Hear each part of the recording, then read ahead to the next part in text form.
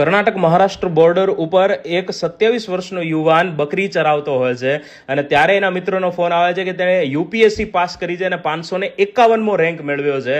આ સાંભળીને તે એ કબીલા તરફ જાય છે, જે કબીલાની અંદર એનો પરિવાર માત્ર લાકડીના 2 ટેકા ઉપર તાડપત્રી ઢાંકીને તંબુમાં રહેતો હોય છે।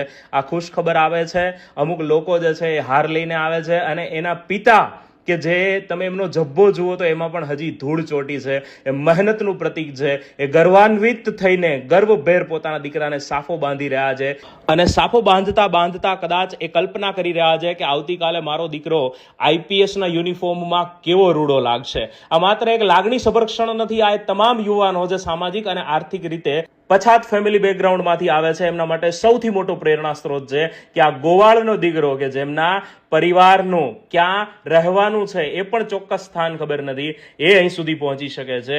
તો તમામ એ ભારતના આ કોઈ પણ ફેમિલી બેકગ્રાઉન્ડમાંથી આવીને આ સર્વોચ્ચ પદ ઉપર સેવા આપવાનું સ્વપ્ન સેવી શકે છે। તો આ બિરદેવ સિદ્ધપ્પા ધોણેને ખૂબ ખૂબ શુભકામનાઓ અને એના પિતાને લાખ લાખ વંદન કે તેમણે ભારતને આ યુવાન તરીકે એક ભવિષ્યનો, એક ભારતનું મજબૂત અધિકારી આપ્યો અને એના દ્વારા ઘણા બધા ભારતના ભાવિ અધિકારીઓ માટે પ્રેરણા સ્ત્રોત આપ્યો।